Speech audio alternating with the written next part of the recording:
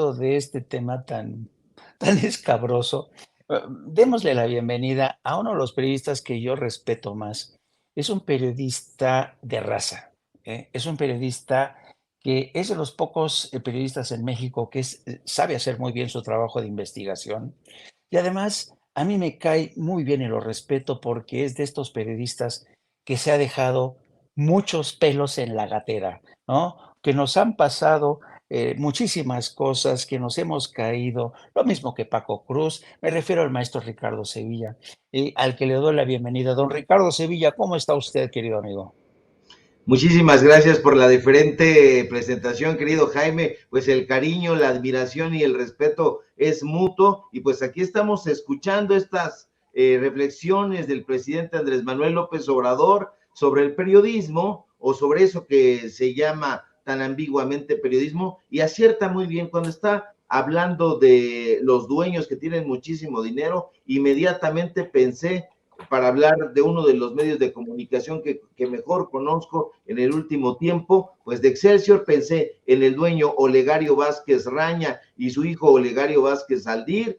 Después pensé en los gerentes, pensé en Ignacio Anaya, pensé en Pascal Beltrán del Río, y después pensé en las estrellitas que están alrededor, que pues son los que asumen esta pelea, esta vocería, por tener un dinero, diría yo, pues mal habido, francamente. No hay que buscarle otro adjetivo, mi querido Jaime, sino dinero mal habido. Y digo que es dinero mal habido porque se obtiene a base de engañar a la población, a base de esparcir rumores, a base de tergiversar la información. Y bueno, precisamente por eso nosotros hemos decidido ya desde hace mucho tiempo dejar a un lado ese periodismo que es a todas luces falso, que es un negocio de información. Se decía y se dice bien todavía que la información es poder, pero estos personajes están truqueando la información,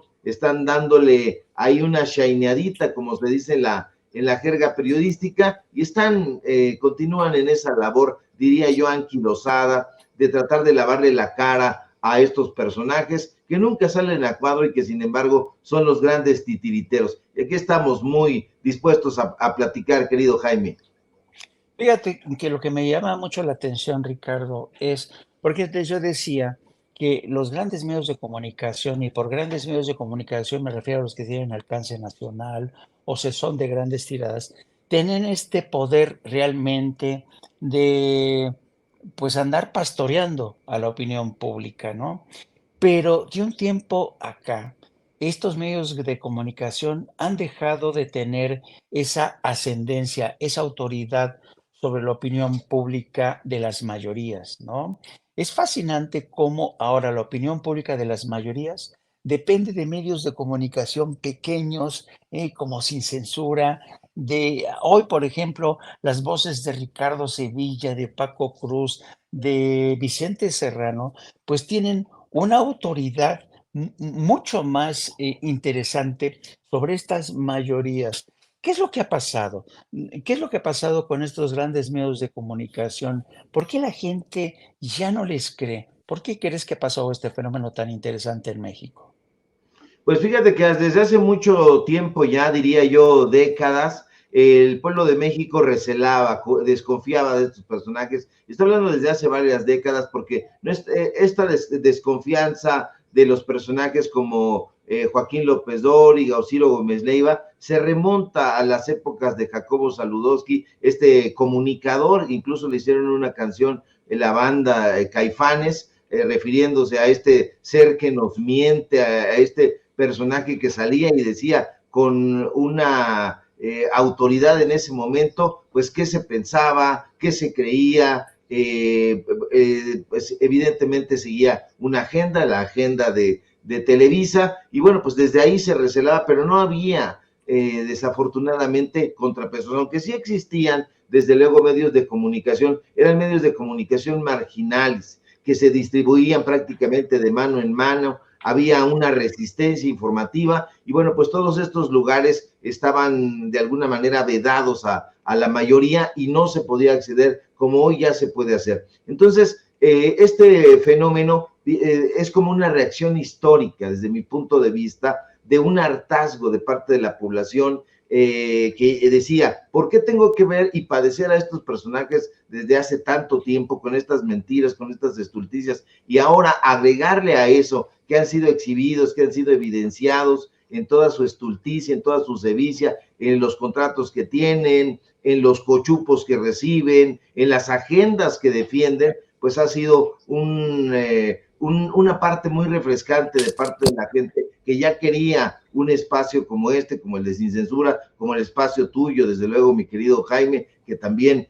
entras en esa pleyad de periodistas que tienen autoridad, que saben hacer su trabajo y que no se cuelgan de ninguna agenda, que no se necesita hacerlo realmente, porque el periodismo pues tiene una dinámica propia, y esa dinámica propia pues tiene que ver con la investigación, y bueno, pues es un periodismo que ya no se está practicando lamentablemente en muchos espacios, y cuando se practica a cuentagotas. Dices muy bien, hace rato te estaba yo escuchando con mucha atención, hay muchos colegas en el periódico Universal que merecen todo nuestro respeto, toda nuestra adhesión, sobre todo en la parte que se denomina en la jerga periodística la tropa. También en Excelsior hay muchos periodistas muy valiosos, que incluso vienen de las épocas en que ese diario era una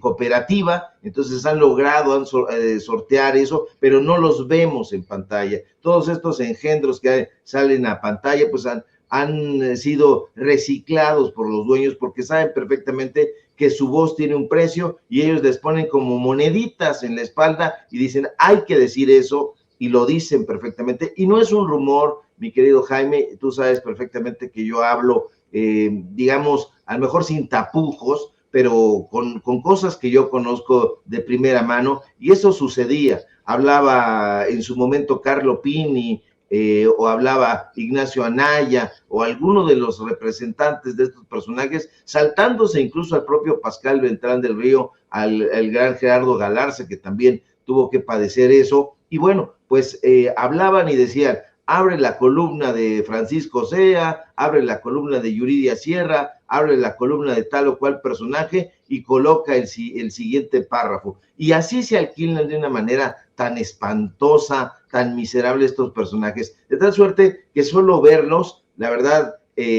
da urticaria, porque sabemos perfectamente que ese periodismo que practican, mi querido Jaime, tiene precio. Y lamentablemente, pues el periodismo, al menos el periodismo que nosotros conocimos, que nosotros tratamos de practicar a brazo partido, pues no tiene precio, o no debería tenerlo.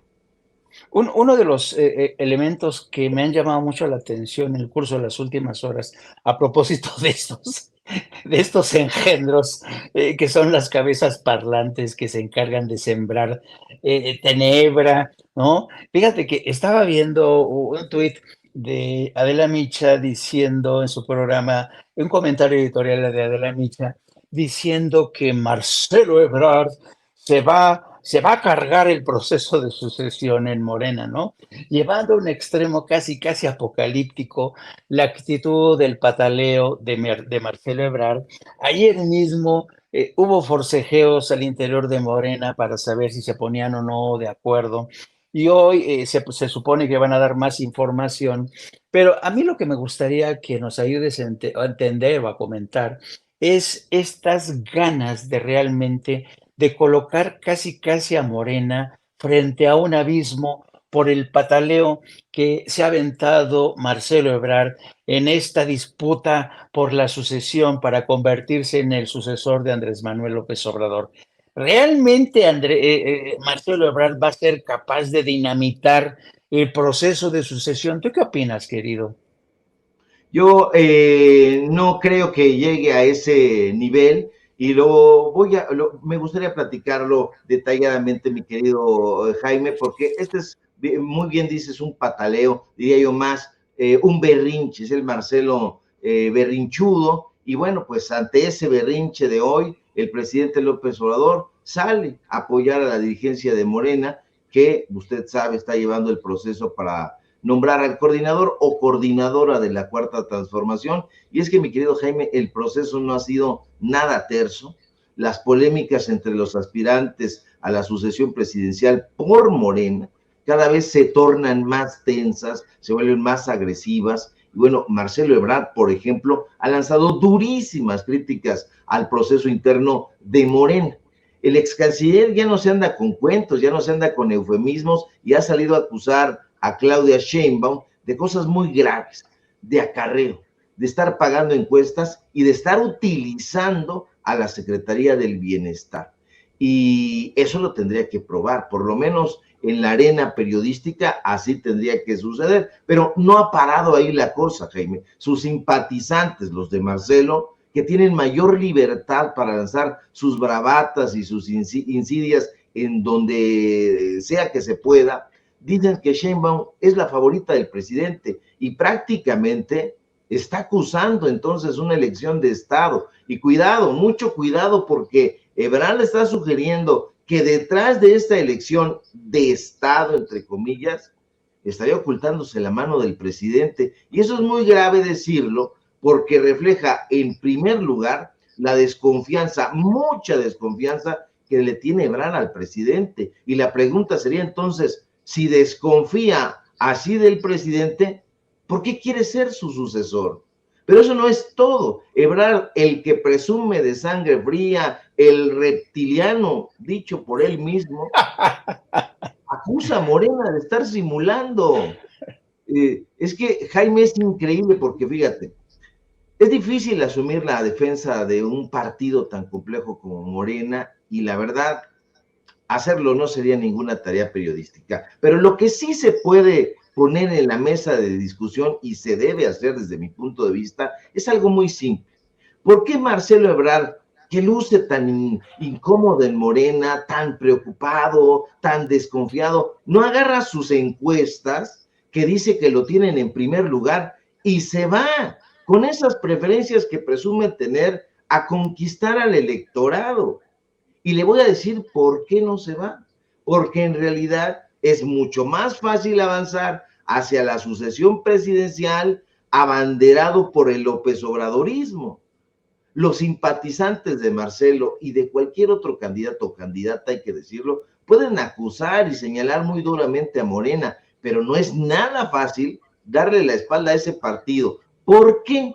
Porque es el partido que fundó el presidente López Obrador y es el partido que lo llevó a ocupar el lugar donde ahora se encuentra. Y más aún, es el partido que tiene mayor cantidad de simpatizantes entre la población y lo es porque la gente lo asocia con el presidente López Obrador. No hay más, no hay que hacernos bolas. Y si Ebrard en determinado punto o a determinada hora decide irse de Morena, como algunas voces lo han estado sugiriendo, no solo se estaría yendo de un partido político, Jaime, sino que estaría tomando distancia del López Obradorismo y de hecho lo estaría encarando.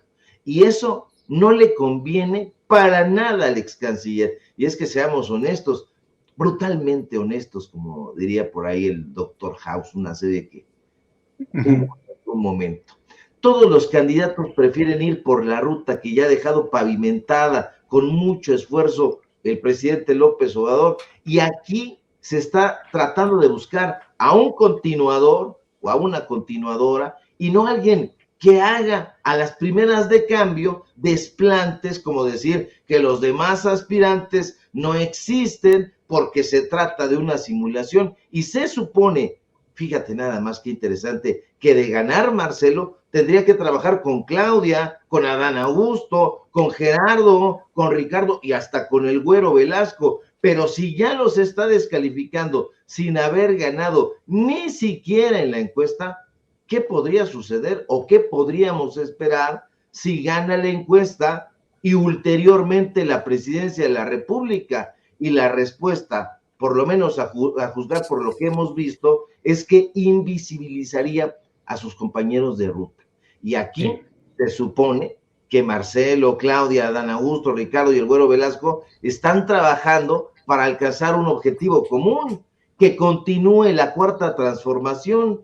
Es decir, se supone que es una alianza política y estratégica para vencer a la derecha rampante que quiere regresar a toda costa al poder. Y si un partido, fíjese usted, o una serie de actores políticos acuerdan trabajar en alianza, es porque están de acuerdo en luchar en contra de un enemigo común. Están convencidos, se supone, de que el objetivo es luchar a brazo partido con quienes divergen radicalmente de las formas, de los métodos, de las estrategias, de otras opciones políticas. Y a decir esto, estamos hablando de unidad.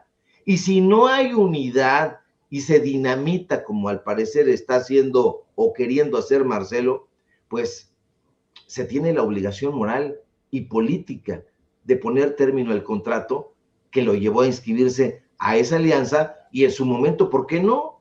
Si él está convencido de tener tantas preferencias, pues que se convierta en una fuerza política independiente, pero en una alianza como en la que ha decidido inscribirse Marcelo, no se puede actuar de ninguna manera ni pensar de manera unilateral. Por lo pronto, lo vemos muy claramente, el presidente López Obrador esta mañana ha manifestado su completo respaldo al proceso interno de Morena. Y no solo eso, Jaime, sino que además ha enfatizado una vez más, como ya lo había expresado, que respetará la decisión de la encuesta que definirá al candidato o a la candidata presidencial que habrá de encabezar los esfuerzos destinados a continuar la cuarta transformación. Y esa es una respuesta natural, diría yo, porque ¿cómo se le ocurre a Marcelo que iba a responder diferente el presidente López Obrador? No podía responder diferente porque es, le digo, el partido que él fundó y se les dijo, él sabía cómo iba la cosa, no, nadie lo engañó. A Sheinbaum, a Ebrard, a Noroña, a Monreal, al Güero Velasco se les pidió que no cayeran en enfrentamientos y Marcelo, me temo, no ha cumplido. Se le ha metido en la cabeza, y esto es, lo voy a decir, a riesgo de ser más impopular, se le ha metido en la cabeza desbarrancar a Claudia Sheinbaum, porque según él y su equipo es la elegida, es la ungida, y está yendo muy, muy lejos. Ahora resulta que 80 diputados del equipo de Ebrard ya salieron a decir que interpondrán 80 denuncias contra las presuntas irregularidades en las que habría incurrido Sheinbaum. Y eso dejaría muy mal parado a Marcelo Ebrard y ya es de preocuparse, mi querido Jaime, porque creo que no está entendiendo el juego y es muy lamentable y a mí me sorprende porque pues él ha sido formado en las filas de Manuel Camacho Solís. Manuel Camacho Solís pues fue a su vez formado en las filas del salinismo, es decir, conoce perfectamente cómo está la jugada, pero lo noto, a diferencia de lo que él dice, muy preocupado, desesperado incluso. Mira que montar este show al estilo UFC y poner el rostro de él y el rostro de Claudia Sheinbaum y decir, o es ella o soy yo, y mejor dicho, soy yo, pues eso ya habla de una desesperación brutal. Aquí se lo está usted viendo en su pantalla, es como el enfrentamiento. Ese es el futuro de México, según Ebrard, y no sé qué está pasando, no sé qué mundo está viendo, pero definitivamente está viendo como en Superman bizarro el mundo de manera muy rara, mi querido Jaime. Fíjate que a tenor de lo que has comentado, que es muy interesante tu reflexión, yo añadiría dos cosas, querido amigo. Una, que fíjate, y seguramente tú ya también lo has detectado, hay mucha gente en la opinión pública, de gente de base de Morena, que desde hace mucho tiempo consideran que Marcelo Ebrard no es un auténtico miembro de la tribu morena, ¿no? Es un animal que huele distinto, ¿no? Es un animal más perfumado, tirando a fifí, que además despierta mucho recelo, mucha desconfianza. No puede considerarse como un, digamos, se le considera como un outsider, ¿no? Como un operador de la vieja política priista. Eso por un lado, ¿no? Y él mismo asume este tipo de actitudes porque no le gusta formar parte de este proceso de selección mayoritario. Es interesante la reacción tan casi alérgica de Marcelo a este proceso de selección en el que él tiene que ser considerado igual entre sus pares. No le gusta, está muy desagusto con esa posición. Esa es la primera reflexión. Y la segunda reflexión fue lo que dijo el presidente esta mañana, que a mí me llamó mucho la atención y que tiene que ver con el periodismo. Dijo, tendremos que acostumbrarnos más a este tipo de eventos. Esa es la democracia. Esa es la democracia. No tendríamos por qué espantarnos de lo que está ocurriendo.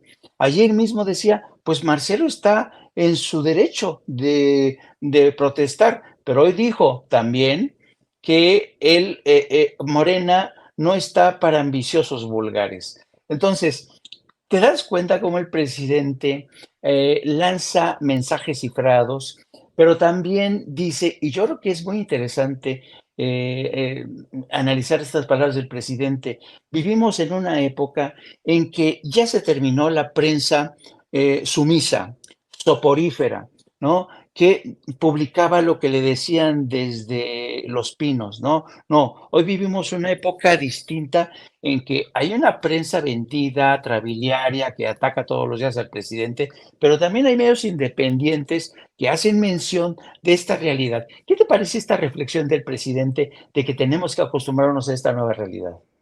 Me parece muy puntual, me parece muy certera, porque en efecto, la democracia requiere de debate, y el debate, como lo hemos dicho en varias ocasiones, es un confrontamiento con las ideas. Yo estoy completamente de acuerdo con esa reflexión, creo que estamos muy mal acostumbrados a los debates, a los enfrentamientos y confrontamientos, a la crítica. Hay como actores políticos que todavía están pensando como en el antiguo régimen, como se llevaba a cabo en el priato, es decir, pues un tapado, un dedazo, ese tipo de cosas. Y están esperando, incluso varios de ellos, hay que decirlo también, una señal del presidente López Obrador para que actuara de esa manera, con el dedo o destapando, y López Obrador se los ha dicho con todas sus letras, a eso ya no vamos a regresar, eso se acabó, yo me voy, yo me retiro, y la gente es la que va a decidir, y por supuesto que estos actores políticos, pues bueno, van a hacer de todo para poder ganarse la confianza o la preferencia de la gente. Lo que sí va a ser muy importante es que nos acostumbremos a ese tipo de eventos, pero que también nos acostumbremos a levantar la voz cuando no estemos de acuerdo y a aportar datos duros cuando creamos que pues tal o cual personaje no representa a la izquierda o a la continuación de la cuarta transformación, o quitémosle cuarta transformación y dejémoslo simple y sencillamente en una transformación, porque se está transformando de la manera en que pedía Paulo Freire, el pensador pernambucano, el pensador brasileiro, este gran pedagogo, y él hablaba de una transformación en lo educativo, en lo cultural, y eso es lo que estamos viviendo en este momento, una transformación en muchos ámbitos. ¿Acaso habrá algunos en los que haya que meter el acelerador? Pero eso ya le corresponderá al sucesor o a la sucesora, dependiendo que elija el pueblo de México, y si hay que acostumbrarse mucho a eso. Creo que hacen falta menos espacios pues de opinión y más espacios de debate. Sí, es decir, la opinión, así como se está dando en esos lugares pomposos y, como decías tú muy bien, perfumados y de cuello duro y todo, pues se queda ahí nada más en una apreciación. Pero en el confrontamiento con las ideas se van revelando pensamientos muy interesantes que pueden marcar la ruta política, la ruta cultural, la ruta intelectual, y en estos casos, pues la ruta periodística también. Es decir, estamos viviendo un momento estelar, como parafrasea el presidente López Obrador a Stephen Zweig, y yo creo que aquí los personajes centrales, pues que no habían estado en la escena, o por lo menos no habían estado ahí en el escenario abiertamente, pues es el pueblo de México. Había estado desafortunadamente tras bambalinas. Y ahora esos actores perfumados pues han tenido que dejar espacio al pueblo de México, y el pueblo de México pues es muy crítico, es muy abierto y está completamente politizado. Lo vemos en estos espacios, todo el mundo tiene una opinión bien lograda, bien forjada sobre lo que está sucediendo en la realidad. Tienen una opinión sobre lo que está sucediendo en la Suprema Corte de Justicia de la Nación, tienen una opinión sobre lo que está sucediendo en la Cámara de Diputados, en el Senado de la República, están muy atentos a una conferencia presidencial. Eso es algo inédito en la historia de este país, que pues prácticamente nos enterábamos de lo que decía Ernesto Zedillo a través de su vocero, y así para atrás y para adelante hasta que llegó el presidente López Obrador, que es, hay que decirlo, pues un gran comunicador. Entonces, creo que sí nos vamos a habituar a eso. Ojalá que también nos podamos habituar a que haya un continuador con el peso, con el tamaño que tiene el presidente López Obrador, porque yo creo, y lo he dicho, que tengo la impresión de que no será de esa manera. Gane quien gane, creo que sí va a hacer falta la presencia del presidente López Obrador, y eso hace que ya esté colocado en la historia. Y bueno, si lo hubieran puesto en el libro de textos, si Marx Arriaga hubiera puesto eso en los libros de textos, se hubieran enojado más, se hubieran enardecido en Grupo Santillana, mi querido Jaime. Así es. Pues, y yo creo que en esta nueva realidad política y mediática de México, Ricardo Sevilla se ha ganado un lugar propio porque se ha convertido en el azote de funcionarios corruptos. Y yo creo que gracias a Ricardo Sevilla renace en México la esperanza del periodismo de calidad, de periodismo de investigación. Querido Ricardo, gracias por estar aquí con nosotros. Te pido que nos compartas cómo puede seguirte la gente. Muchísimas gracias, mi querido Jaime, por tan diferentes palabras, como siempre. Sabe que te respeto muchísimo y admiro tu trabajo, tu compromiso con el periodismo. Y bueno, síganme ustedes en mis redes sociales, en Twitter, @SevillaCrítico, en Facebook, Ricardo Sevilla, así nada más. Síganme en Paralelo 24, este portal de noticias que tenemos, donde publicamos investigaciones precisamente periodísticas. Síganme en Los Datos Duros. Hoy tenemos informativo en punto de las 8:30, y por supuesto aquí en La Familia Sin Censura, donde somos orgullosamente miembros y nos creemos mucho, como dicen aquí en mi barrio, porque tenemos a maestros como Jaime Hernández, que la verdad pues es un agasajo tenerlo como amigo, y pues aquí en la conducción de este programa tan importante. Va, un fuerte abrazo, mi querido Jaime, y estamos pendientes a la información. Un abrazote, querido Ricardo, mi querido Ricardo, un gran periodista, de verdad, yo lo admiro mucho. Bueno, y